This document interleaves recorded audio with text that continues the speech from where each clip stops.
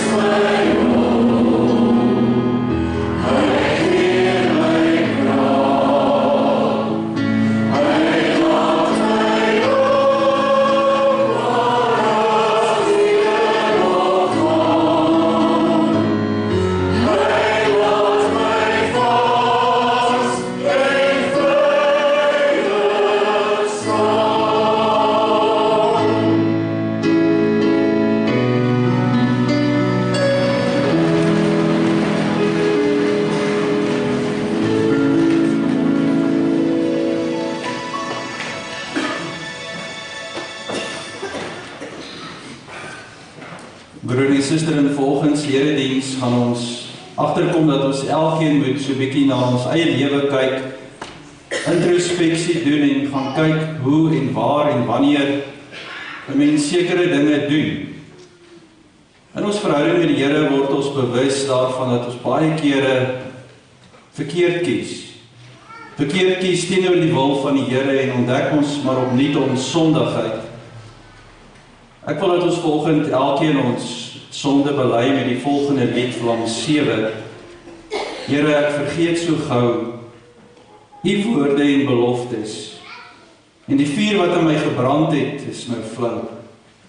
Met 'n hart vol ongeloof bedink ek aardse wysheid. Vergewe tog my louheid, ontvlam my hart se vuur.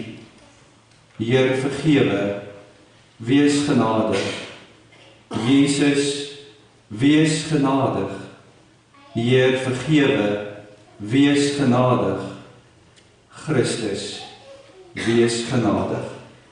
Terwyl ons so bly sit, kom ons bly elkeen ons sonde, ons sê vir die Here wat ons voel en ervaar vanoggend in ons eie lewe, as ons Vlam 7 is, die eerste 2 strofes sing.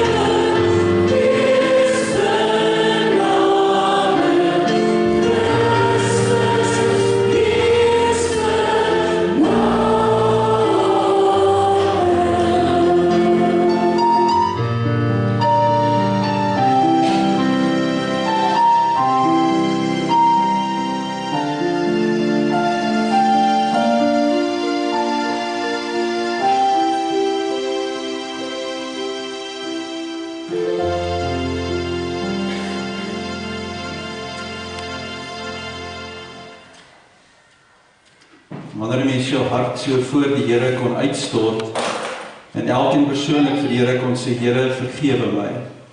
Jesus, vergewe my. Wees my genadig. Christus, vergewe my. Wees my genadig. Dan wil 'n mens vir die wêreld gaan vertel van hierdie genade wat ons ontvang het. Ek wil vra dat ons met die volgende lied elkeen net sal sê dat Here, danksy U, danksy die geloof wat ek in U het, mag ek nou my geloof ook bely wat sê, Jesus, alles gee ek U, wat ek is en het en wat ek ooit sal wees, Jesus, alles gee ek U, wat ek is, wat ek het, en wat ek ooit sal wees. Kom ons staan as ons hierdie lied tot eer van die Here sing.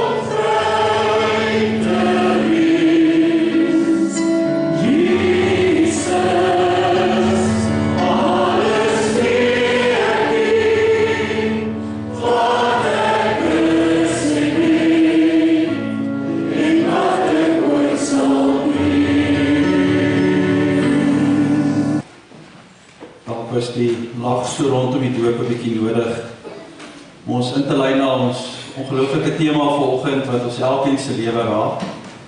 En ek wil graag vir ons saam lees uit 1 Konings 19, die eerste 16 verse, waar dit dan juis handel oor Elia, en 'n gedeelte wat vir ons help om te kyk, hoe voorkom ons persoonlike uitbranding? Hoe voorkom ons daardie uitbranding in ons elkeen se lewe?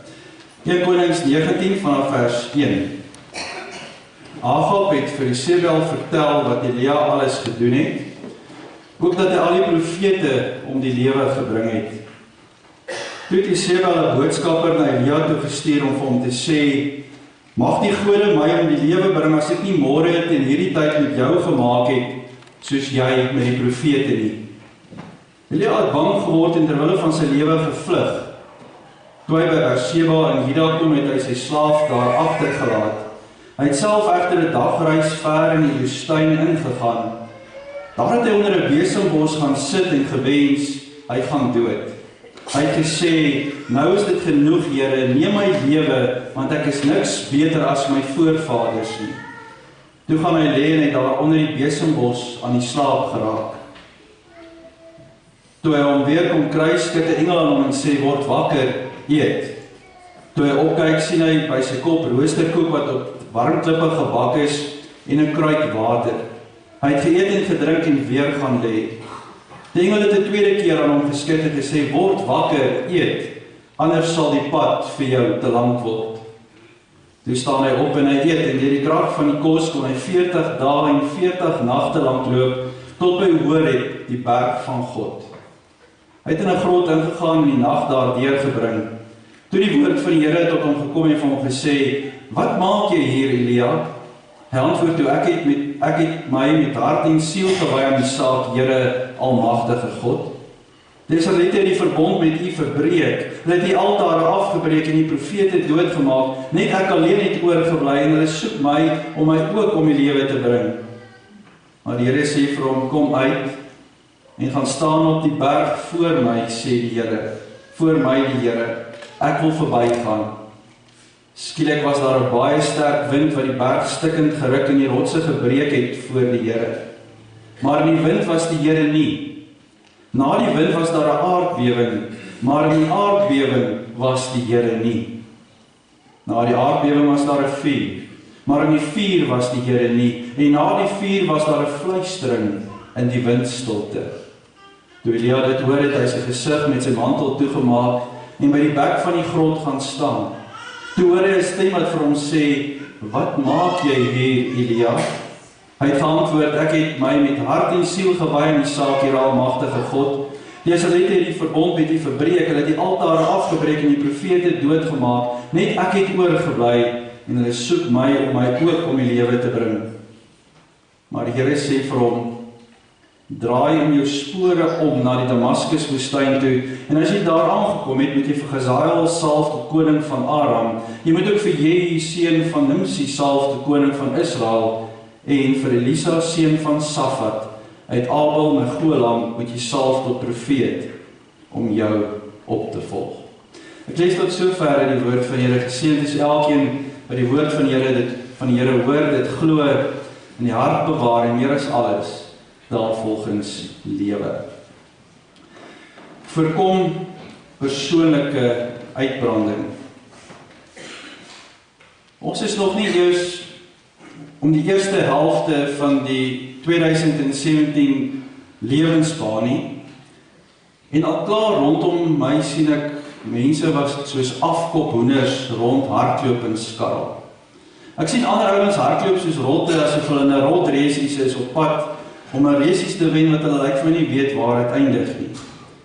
Terwyl ander toon al klaar die eerste tekens van totale uitbranding. Alles tekens is sigbaar. Dis my maand. My maand is die tyd van die jaar waar ons agterkom, ons het nou begin spoed vang vir die jaar. En as jy nog nie goed opgewarm het nie en nie goed gehardloop het, het jy reeds agter geraak. Of as jy in hierdie tyd nog bybly, kom jy agter, jy begin al jaag in die asem, want jy moet goed bybly. Vir baie mense is dit juis hierdie tyd van die jaar, dat dit vir hulle voel asof die wiele afkom. Mense is vol stres, vol angs, vol absolute kragteloosheid, daardie depressie en uitbranding word deel van die pakket. Hulle sê, ek kan nie meer nie. Ek wil handdoek ingooi. Sien jy rook trek? Dis ek wat besig is om uit te brand. En voeg daarby maar net die lewe wat spontaan gebeur, sonder dat ek enige keuses het in dit wat gebeur in ons lewens, die dinge wat net inrol op ons lewens en gebeur.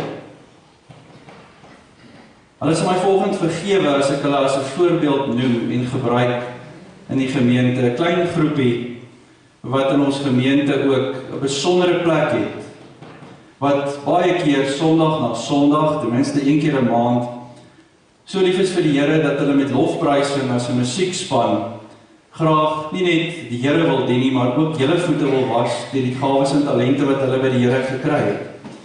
En ons musiekspan sal my vergewe as ek hulle as voorbeeld vanoggend gebruik. Maar in die afgelope tyd het ek ontdek en agtergekom hoe dat elkeen van die lede van hierdie musiekspan, elkeen deur sy of haar donker tyd gaan in hierdie afgelope tyd. As ek maar net begin dink, dan word eksamens geskryf in 'n besige program, dan word oor tyd gewerk omdat kabels gesteel word. Daar is grinderongelukke wat jou in die hospitaal het beland, motorongelukke wat jou in die hospitaal het beland. Daar is ernstige siektes wat gediagnoseer word, wat jou in die hospitaal het beland vir verdere diagnose, medikasies wat uitgesorteer moet word. Daar is 3 sterfgevalle in een familie, in 'n kwessie van 4-5 maande. En noem dit maar op. Al het daarbey 'n lekker besige program vir elkeen. En ek het gewonder, as 'n klein spannetjie, wat bereid is om die Here te loof en te dien, soveel trauma, soveel beproewing, in hulle persoonlike lewe ervaar. Hoe lyk die prentjie vandag as ons op 'n groter geloofsfamilie begin kyk? En ons elkeen se seer, ons elkeen se trauma, ons elkeen se probleme bymekaar gegooi moet word. Hoe lyk die prentjie dan? Hoeveel van ons sit vandag hier en ons gaan maar net aan. Ons beer vorentoe ten spyte daarvan dat ons besig is om uit te brand as ons nog nie reeds uitgebrand is nie. Wie van ons is volgens dalk op die randjie van die afgrond om persoonlik te wil uitbrand. Wat dink jy het God te sê oor persoonlike uitbranding? Ons hoor dit vandag om elke hoek en draai dat mense soos 'n smeldraad, soos 'n fuse net eenvoudig uitbrand. En dan is dit verby. Emosionele uitbranding, verhoudingsuitbranding, is glad nie nuwe saak in ons dag en tyd nie. Om die waarheid te sê, daar is baie voorbeelde in die Bybel van mense wat uitgebrand het. Een daarvan, 1 Konings 19, Elia onder die besembos, waar hy in sak en as 'n begeerte het om eerder dood te gaan. Wie van ons onthou nie dit wat in die vorige hoofstuk in 1 Konings 18 gebeur het, die absolute emosionele hoogtepunt, daar op die Karmelberg waar God met 'n wonderwerk antwoord en 'n volk kragtadig tot bekering kom en 'n lewe weer vir die Here gee. Hierdie verbeter kompetisie, wie se God is die beste? Dis daardie God stryd op Karmelberg.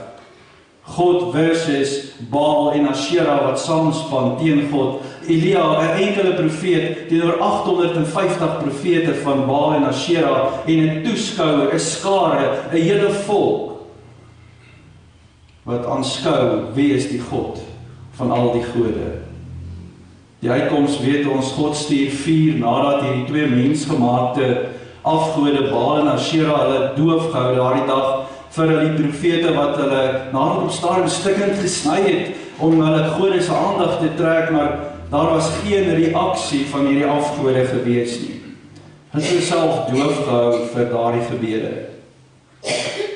En God antwoord met vuur uit die hemel en die resultaat is 'n hele volk, die hele Israel, almal draai soos een man terug na God toe.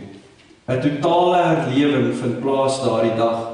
En dan maak hierdie volk absoluut skoon. Al hierdie profete wat nou nog gebid het vir Baal en Asherah word daar en dan doodgemaak. Dit is 'n bloedbad. As hulle begin skoonmaak en die valsheid uitroei. Dit was 'n eenmaal in 'n leeftyd gebeurtenis wat daardie volk kon ervaar daardie dag. Daar op die top van die berg, op Karmelberg.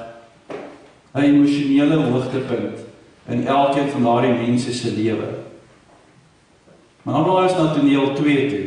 In Konings 19 word die bose, goddelose koningin Isebel buite haarself van woede net vir Elia nie, maar ook vir al die buite haarself vir die feit dat Elia hierdie afgode tot niet gemaak het, hierdie profete doodgemaak het, en sy is daar en dan reg om met 'n doodstreigement Elia na te volg.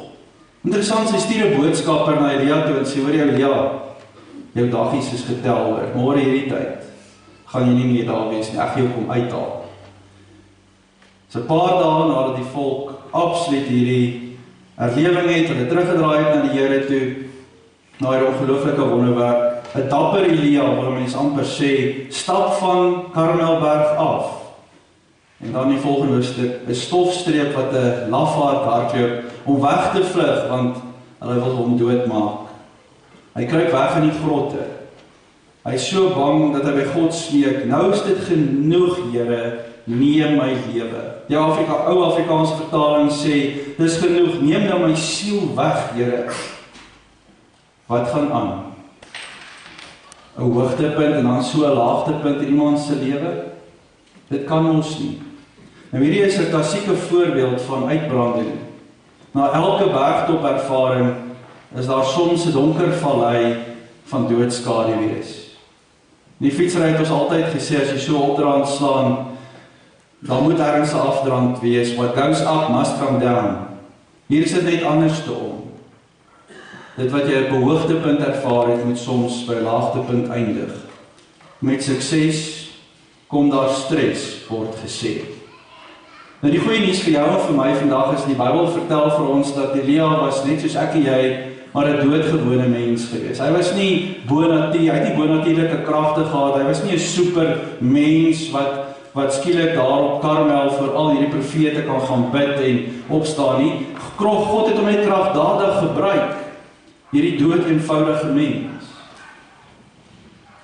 So ons kan Elias lewe vandag vat en dit waar onder 'n vergrootglas plaas en ons kan in sy lewe amper so 'n bietjie die oorsake, die tekens van uitbranding gaan sien.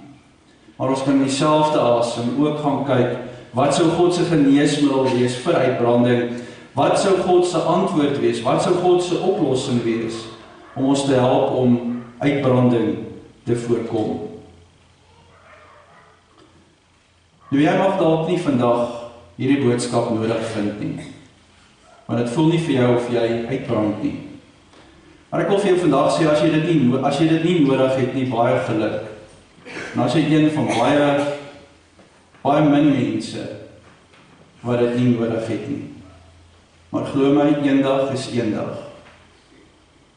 Dat jy vir daardie reënerige dag hierdie boodskap gaan nodig hê om deur die donker wat op jou pad gaan kom te beer. Daardie dag kom. Wanneer jy gaan nodig hê om te weet wat jy moet doen. Nou ons sien die duidelike tekens, die oorsake van uitbranding in Elias se lewe raak en wanneer jy van hierdie goed in jou lewe raak, sien jy weet jy's op pad in die verkeerde rigting, op pad na uitbranding toe.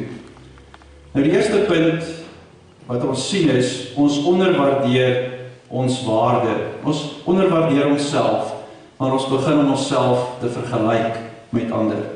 Ons takel onsself geestelik af, ons skakel as ware geestelik af, en daar is hierdie klein opnametjie wat oor en oor in ons koppe afspeel, wat ons vir ons heeltyd self speel, wat sê ek is 'n niemand, my lewe maak nie saak nie, ek is niks werd, ek tel nie, ek het geen waarde nie, dan begin hy weer voor, ek is niemand, my lewe maak nie saak nie, my lewe tel nie, en ons speel hierdie ou bandjie oor en oor af in ons koppe. En wanneer jy begin om dit te doen, kan jy maar weet, jy stuur af op uitbranding.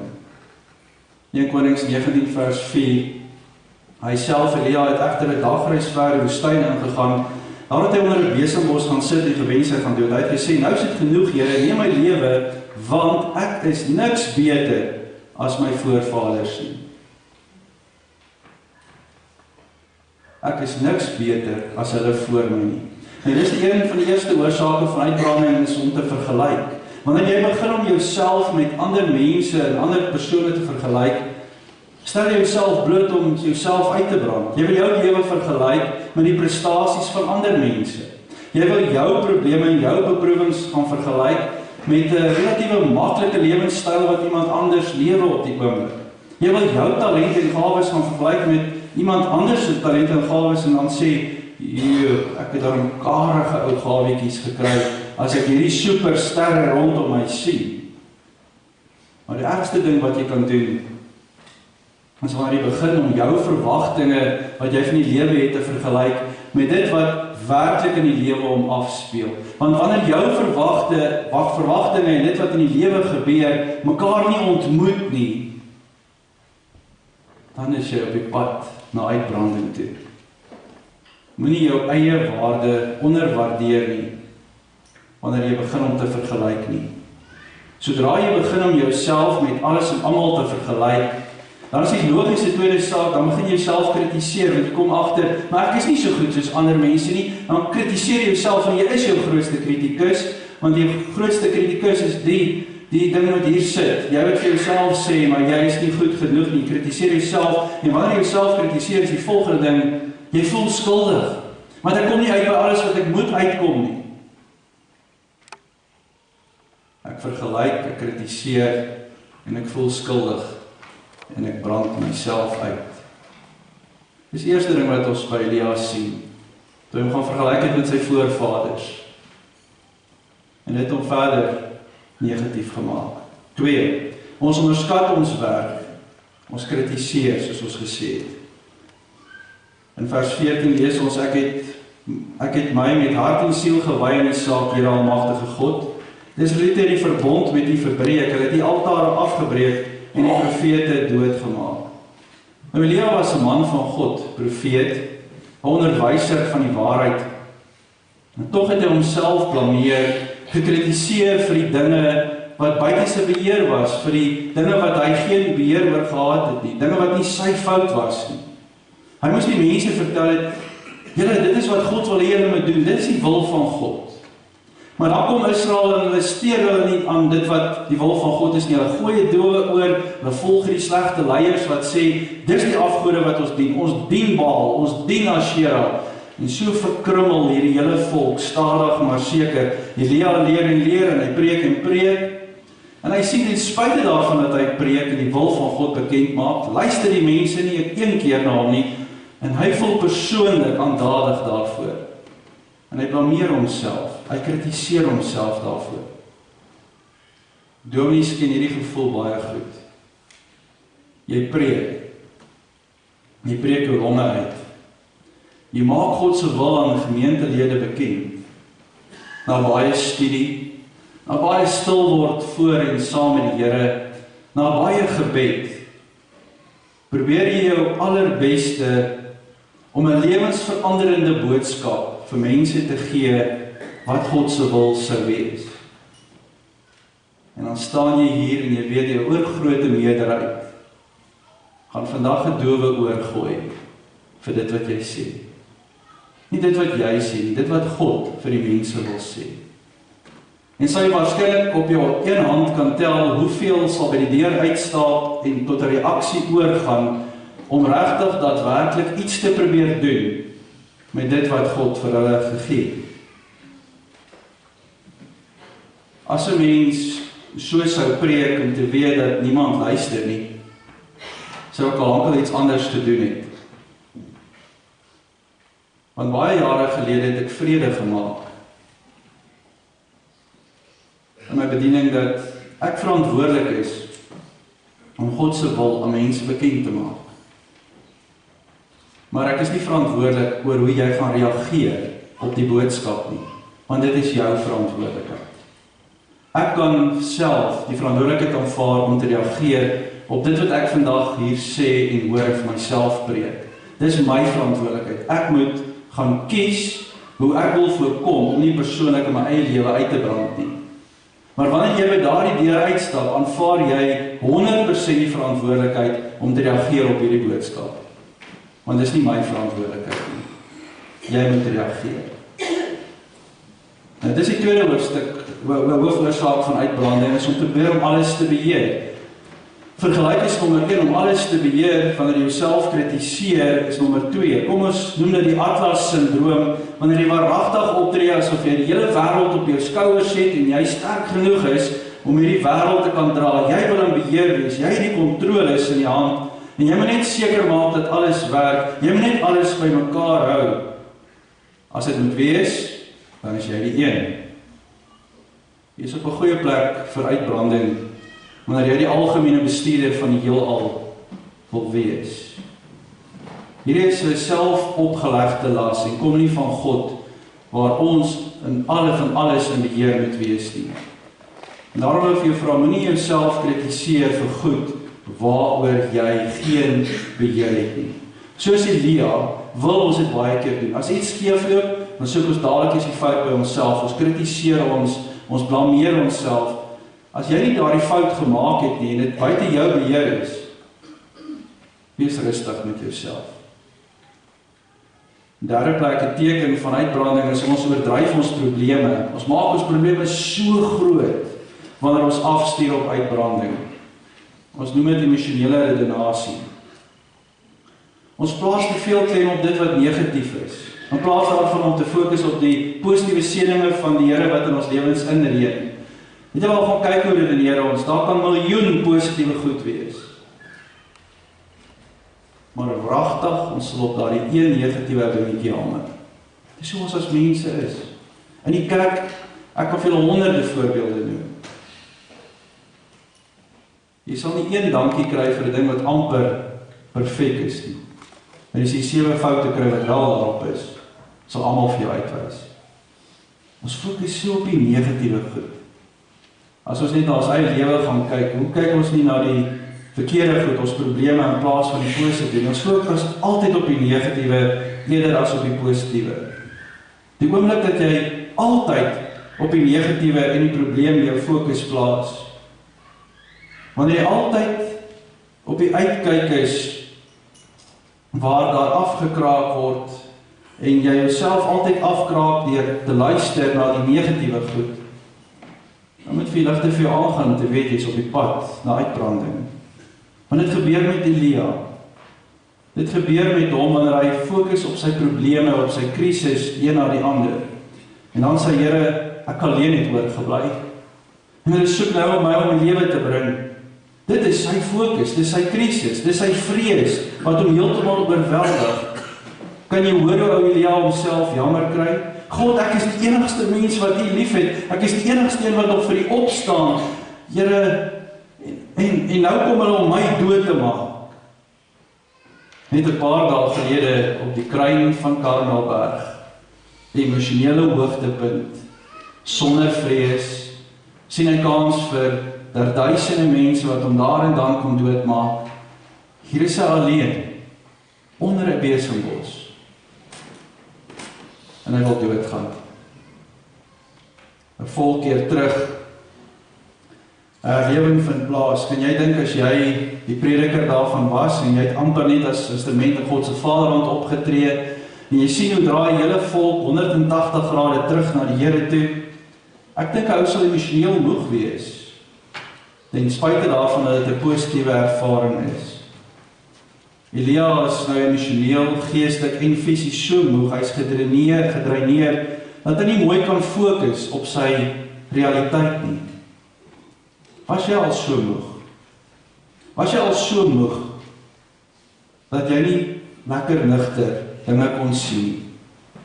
Jy kan nie sien wat regtig gebeur nie, want jy dink die hele wêreld stort neer op jou. Dis daardie Chicken Little syndroom. Chicken Little het ons gedink, the sky is falling, daar hele optiese illusie, die hele aarde begin op my val. Elia is so moeg, hy is so afgestomp, dat hy dink hy is die enigste een wat nog in die Here glo. Hy vergeet dat die hele volk tot bekering gekom het. Hy hoor by God 'n bietjie later, maar Elia, jy was toe nie alleen nie. Daar was 7000 anders saam met jou, wat saam met jou die goeie stryd gestry het, voor Karmelberg gebeur het. En daarom alles te kroon sê Elia, hy sien sy probleem so, hulle is nou besig om my te soek om my dood te maak. Dit klink of die hele wêreld hom soek. Dit was nie die hele wêreld nie, dit was een vrou. Natuurlik stuur sy dan mense uit om hom te kry, maar dis geen vrou wat die genoeg durf het om hom te soek. Toegegee, dit kan seker vertel, partykeer voel as een vrou jou soek, asof die hele wêreld jou soek.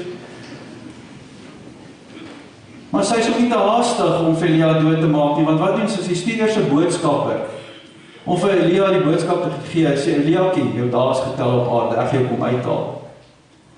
As jy iemand wil doodmaak, ek het nog nie so ver gedink, wat sou ek doen nie, maar dink net logies daaroor, as jy iemand wil uithaal, gaan jy hom waarsku nie. Jy gaan jou sluipmoordenaars instuur en sê, gaan haal daai ou uit wanneer hy die minste verwag. Sy stuur 'n boodskapper om hom te waarsku. Dis soos as hom nie eers amper wou doodmaak nie. So Elia vergroot sy probleme ernstig. En dit is die derde oorsaak van uitbranding. Dit is emosionele redenasie. Jy redeneer met jouself, jy begin om te luister na jou gevoelens, hoe jy voel. Jy fokus op hoe jy voel, eerder as op jou werklikheid. En dit is 'n baie kritiese ding in ons elkeen se lewe. Emosionele redenasie klink so. Ek voel dit. Daarom moet dit waar wees. Het jy al ontdek in jou lewe dat emosies baie keer lieg? Dat gevoelens vir jou jok? Net omdat jy iets voel, beteken dit nie dat dit die waarheid is nie. Vra maar enige professionele atleet of musikant, emosioneel gedreineer na 'n optrede, sak daar die moegheid toe wanneer die adrenalien onttrek, en hulle voel, hulle het nie 'n goeie aanbieding gehad, of hulle het nie 'n goeie vertoning gehad nie, dit terwyl eintlik alles goed gegaan het. Want die gemors is wanneer jy moeg is, luister jy gehoorsaam na jou gevoelens. En gevoelens kan verkeerd wees. Gevoelens kan onbetroubaar wees. Die waarheid is, van ons het al kerk toe gekom, en van ons sit dalk vanoggend, en het dalk die gevoel gehad, God is nie naby my nie. Van ons het dalk so gevoel vanoggend, God is nie naby my nie. Jy is verkeerd, want God is naby jou. In die Bybel lees ons toe Christus opgevaar het hemel toe, het hy sy gees gegee, so het sy gees in ons elkeen woon. So God is ten alle tye by jou, in jou. En ten spyte daarvan voel dit vir jou en my soms asof God ver is. Jy sing vandag 'n lied hier Sondag en jy sing 'n lied en jy voel so naby aan die Here, dan kom jy môre by die werk. Voel die Here vir jou myle weg van jou af. Dit terwyl die Here net so naby aan jou is soos hy vandag toe jy gevoel het. Tydens 'n lied dat hy naby jou is. Wat het verander? Is dit God? Al wat verander het is jou gevoelens. Die onbetroubare gevoelens. Sielkundiges sê jy moet in pas wees met jou gevoelens en dis baie waar, want waar jy jou gevoelens ontken en waar jy jou gevoelens wegsteek, is dit 'n area in jou lewe wat jy besig is om te ontken. Jy is nie bereid om in daardie area te groei nie. Dis daardie stuk in jou lewe wat totaal en al buite beheer is, waar jy nie gevoelens wil erken nie. Maar dit is nie genoeg om net in pas te wees met jou gevoelens nie. Jy moet ook in pas wees met die waarheid, wat meer as alles van jou vra. Elia was nie in pas met sy waarheid nie, hy is nou in pas met sy gevoelens. Ek is bang, hulle wil my doodmaak. Wat is die waarheid? Vereers is jy veilig, jy is onder 'n besembos. Wat is die waarheid? God is daar om jou te beveilig. Maar dis die waarheid wat jou verander, nie jou gevoelens nie. Wat vir jou 'n beduidende lewe gee, is die waarheid, nie jou gevoelens nie. Dis die waarheid wat jou kan vrymaak. Waarheid sal jou aanvanklik eers ongelukkig maak, glo my, want ons hou nie een van die waarheid vir onsself nie. So ons kry baie keer vir onsself weg. Baie keer wanneer ons die waarheid in ons verhoudings in die oë moet staar, eindig dit by wanneer ons mekaar bomme gooi. Wanneer dit gaan oor die waarheid van die lewe, die dood, die waarheid oor die toekoms en die verlede, maak ons allerhande stories daaroor op. Kom by die waarheid uit. Dit is vir jou nodig, want anders gaan jy self uitbrand. Moenie gaan oor hoe jy altyd voel nie. Mens wil altyd goed voel. Maar goed voel gaan jou nie weghou van uitbranding af nie. Dis die waarheid met wat jy mee in pas is. Vierdens, ons maak ons drome dood. Dis die ergste. Jou drome sterf wanneer jy uitbrand. Jy verloor jou visie. Jy verloor dit waarvoor jy lewe in jou toekoms. Jy is emosioneel, fisies en geestelik so gedreineerd dat jy net wil opgee. Wat gebeur wanneer jy opgee? Jy gee op om te gee. Jy kan nie meer worry nie.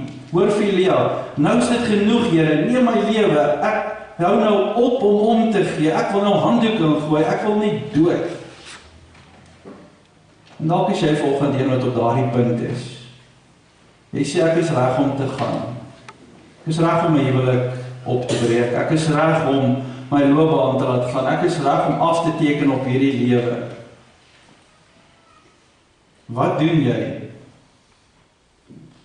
as jy beland het op die stasie van uitbranding? Wat doen jy wanneer jy lyk asof daar geen antwoorde is nie, asof daar niemand of iets is wat vir jou gaan hoor of jou kan help nie? Wat maak jy as jy by daai punt kom en jy sê ek kan nie nog een dag hierdie pyn vat nie? Wat doen jy dan? Ek dink ek jou aanraai, doen 'n paar dinge wat God vir Elia gedoen het.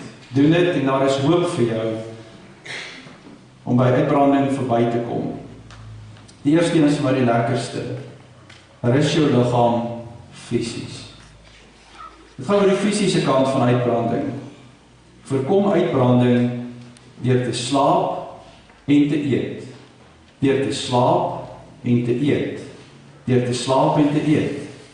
Dit is wat hier staan. Kyk na jouself fisies. Sien raak, dit sê nie wanneer jy depressief is, gaan winkels toe en koop alles wat jy sien. Dit sê baie duidelik, rus en eet reg. Toe Elia uitbrand het God nie vir hom 'n lesing kom gee nie. Hy het nie vir hom skokterapie kom gee nie. Hy het vir hom nie gesê, Elia, kry my oor lewe. Onthou wat net 'n paar dae gelede gebeur het nie. Hy het nie gesê, tel jouself in jou skoenrieme op nie. Hy sê, kom oor jouself nie.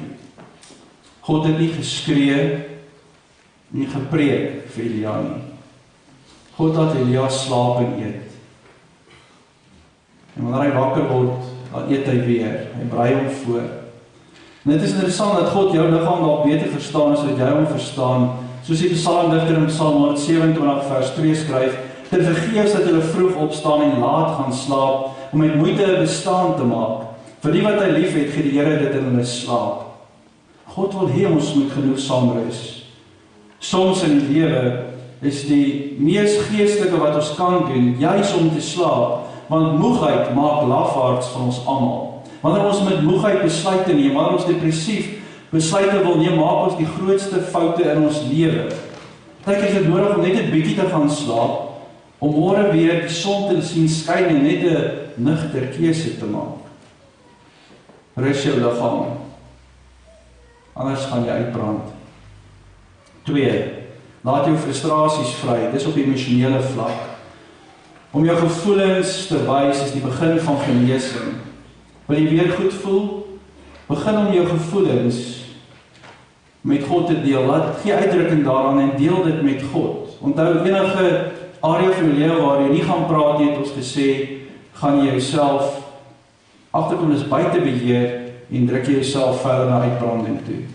As jy nie daaroor praat nie, kan jy dit nie bestuur nie. Hanteer jou frustrasies en praat met God daaroor. Moenie met mense gaan kla daaroor nie, maar praat met God daaroor. Gee jou gevoelens vir die Here en lê dit voor hom neer.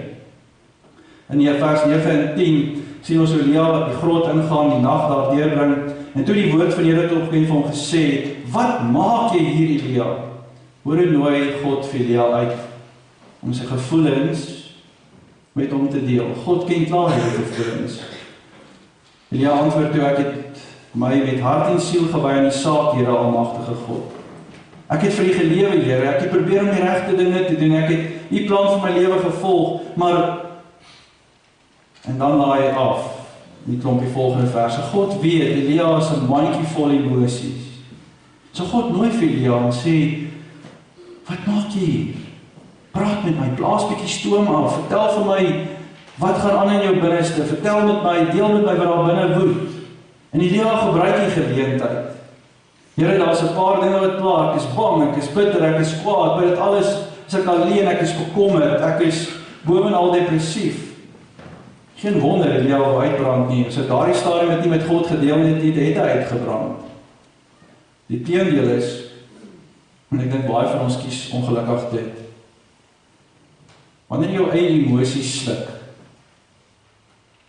hou jou maag die telling van dit alles. Wanneer jou gevoelens sluk, hou jou maag die telling van dit alles.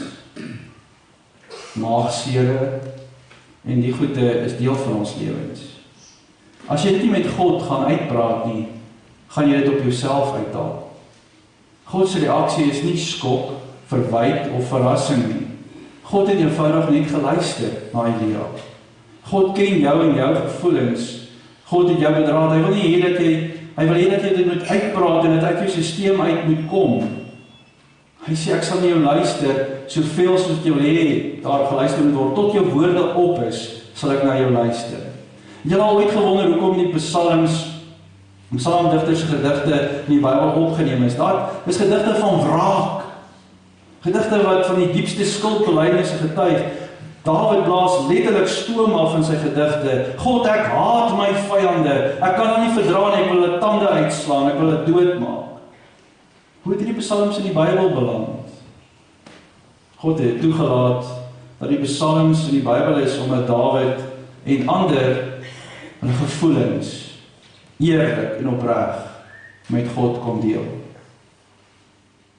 Dit is in die Bybel om vir jou te sê, daar is niks onder hierdie son op hierdie aardbol waaroor ek en jy nie met God kan praat nie. Dit is alles waar ons kan praat. God wil nie hê dat jy gebuk gaan onder die vrag wat jy op die stadium dra nie. Nou is dit ook goed, dat wanneer jy gevoelens met hom gedeel het, uitgepraat het, dat jy dit met 'n vertroueling of twee sal deel. Geestelik, herfokus op God. Kry jou oë vir jou probleem af en begin om weer te kyk na Jesus. Word diep en nie bewus van God se krag en teenwoordigheid in jou lewe. Dis die derde sleutel vir Elia om uitbranding te voorkom. Vers 11, kom uit en gaan staan op die berg voor my, die Here. God het sê, ja, ek wil so 'n bietjie alleen wees saam met jou vir 'n rukkie. Ek wil vir jou iets wys. En dan sê God vir Elia 'n massiewe, aanskoulike, ongelooflike, vol vuurwerk vertoning, multimedia ervaring daar voor hom neer. 'n Kragtige wind wat die berg afgerol kom, klippe breek, die berg skud en kraak. Die Here self is nie in daardie wind nie. Dan volg 'n aardbewing en God is nie in die aardbewing nie. Dan volg daar 'n vuurstorm en God is nie in die vuurstorm nie. En dan 'n fluisterwindjie, 'n briesie. En dan 'n stem in daardie stil wind. God se stem. Wat maak jy hier, Elia? Nadat Elia dit gehoor het, het hy sy mantel oor sy kop gegooi, uit die grond uit gegaan en dan die vraag probeer antwoord. Hoekom doen God dit? Hoekom hierdie aanskoulike spel, hierdie aarde wat skud en vuur en alles? Ek dink God wou net vir Elia herinner, ek is God en ek is almagtig. Kyk die aandwind, kyk die aardbewing, kyk die vuurstorm, kyk die wind. Ek is God, ek het die beheer oor alles. Ek is God. Jy kan op my fokus. Fokus op my, want ek is groter as jou probleem. Hoekom ons God dit doen? Want die wortel van die kwaad vir uitbranding is juist dat ek en jy die foutjie maak om God te wil speel in ons lewens. En wanneer jy begin om God te speel, wanneer jy optree asof God nie meer saak maak nie, dan wil jy alles beheer, wil jy alles bestuur. Dit terwyl ons nooit die bestuurder van die wêreld sal wees nie, nog minder die bestuurder van ons lewe. God het jou gemaak vir hom en deur hom, en hy vra bitter mooi, laat my toe om God te wees. Jy hoef nie God te wees nie. Dis waarom jy pote uit is en moeg is, want jy probeer God wees. Jy's nie 'n supermens nie, en jy's verseker nie God nie. Fokus op my. Fisies, geestelik, emosioneel, en dan die laaste een om raak te sien, hou aan om ander te bedien, die relationele, jy vind dit uitkoms uit uitbranding in verhoudings. Hou op net in jouself te dink. Ons doen baie keer so introspeksie en dink, maar ek is alleen en ek is bekommerd en ek wil net doodgaan. Dink aan ander ook, aan hulle wat minder bevoorreg is, ander wat baie groter pyn en probleme as jy het. Want een manier om uitbranding te voorkom is juis om jou lewe te gee om ander te help. Doen dit en God sal jou seën. Hoekom? Want God het nog nooit bedoel dat as jy uit jou uitbranding uitkom, dat jy 'n klein selfsugtige parasiet moet wees wat net vir jouself alles inpalm nie. Maar wanneer jy gesond is en aan die ander kant uitkom, wil God hê dat jy gee. En dis deur te gee dat jy gaan ontvang. Want God het jou nie op die aarde geplaas om net vir jouself te leef nie. Voorkom uitbranding en gee van jou lewe verander. Jy gaan nou weer saam met vriende bedien, het God vir Elia gesê. God gee vir Elia na hierdie ervaring 'n nuwe opdrag. Hy tel hom op, hy gee vir hom fisies kos, hy laat hom slaap, hy laat hom geestelik groei, emosioneel help hy hom om weer te fokus. En dan sien ons die opdrag. Draai jou spore om na die Damaskuswoestyn en as jy daar aangekom het, met jy die volgende ouens gaan roep om vir my te werk. Jy bedien nie meer alleen nie, in 'n gemeenskap van gelowiges gaan jy my help. 'n Nuwe opdrag moes jy help om uit die gemors uit te kom waarin hy was. God wou hê Elia moes besef dat hy nie klaar is met hom nie. Elia het gedink is verby, hy wou net doodgaan, maar God het gesê nee, ek het nog so baie oor vir jou. Ek is nie klaar met jou nie. Ek sluit af deur te sê, hoekom is jy in die jaar 2017 deel van hierdie gemeente, deel van hierdie geloofsgemeenskap wat hulle self Witfontein noem? Dalk wil God ook vir jou sê, ten spyte van jou depressie, jou probleme, jou seer en jou uitbranding, is ek nog nie klaar met jou nie. Het God vir jou nog 'n nuwe opdrag? Het God vir jou nog 'n taak om juis uitbranding in jou lewe te voorkom deur van jou lewe vir ander te gee? Dis die vinnigste manier om van uitbranding weg te kom, is om jou oë van jouself al weg te kry en te begin fokus op ander wat ook hulp nodig het. Dalk is jy vandag uitgebrand en depressief, Jy gaan nie beter word deur die hele tyd net na jouself te kyk nie. Jy moet uit jouself uitkom. En een van die wonderlike voorregte wat jy kan doen is om 'n bediening te kry, om 'n plekkie te kry waar God vir jou die gawes gegee het om ander se voete te was. Gebruik jou talente, gebruik jou vaardighede, gebruik dit waarvoor God jou gemaak het. En hou op om net op jouself te fokus en help ander wat gehelp kan word. Dalk is jy Elia onder die besembos en jy voel vandag, ek wou eintlik die dubai net oor my kop getrek het en ek wil nie hierdie wêreld en die lewe in die oë kom kyk het nie. Daar's baie van ons vriende vandag wat in die huis is, wat nie wil opstaan nie, wat reeds uitgebrand het. Ons bid vandag ook vir hulle, dat die Here ook hulle sal optel met 'n nuwe opdrag. Dalk is jy emosioneel, fisies, geestelik toegaai. Dalk het jy 'n gevoel, ek moet 'n einde aan alles maak. Mag jy vandag hoor, daar's hoop. Moenie opgee nie. God gee om. Jesus gee om. Ek gee om. Witfontein gee om. So baie mense rondom jou gee om. En wil jou so graag help. Amen. Kom laat ons saam bid.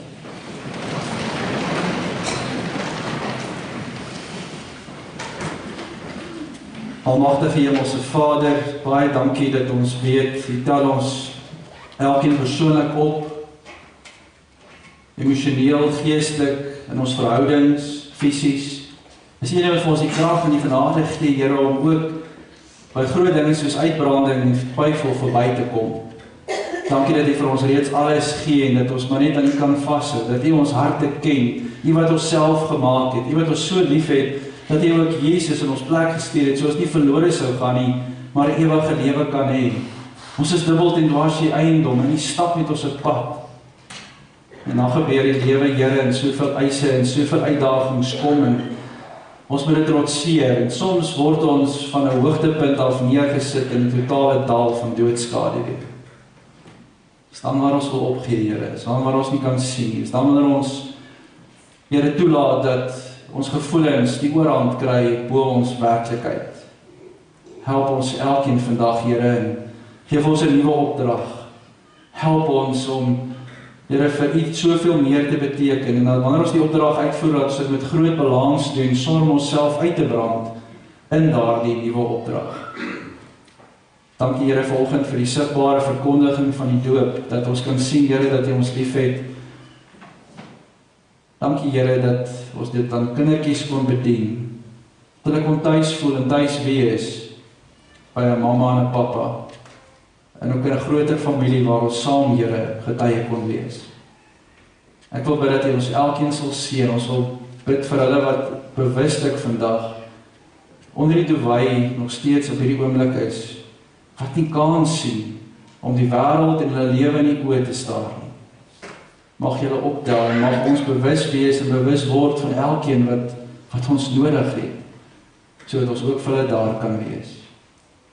Ek wil bid, Here, dat U ons elkeen sal seën op ons pad, maak die pad gelyk.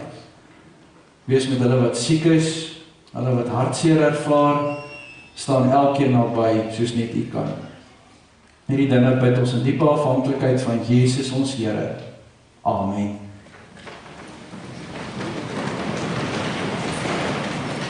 Ons slotsang is Vlam 40, ons sing die lied 2 keer. Ek het die woorde omkring wat vir my uitstaan, soms wil ek net jubel in refreine wat U verstaan, want hoe kan ek in woorde U verheerlik vir my bestaan? Soms kom daar 'n stilte oor my lewe as ek kniel, maar soms breek dit uit in lofsang, en dit vul my moedelose siel. Kom ons sing die pragtige lied 2 keer.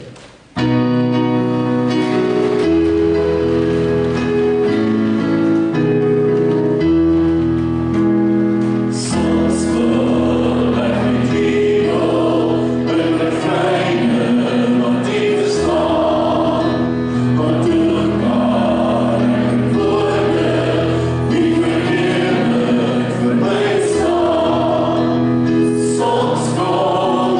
stilte oor my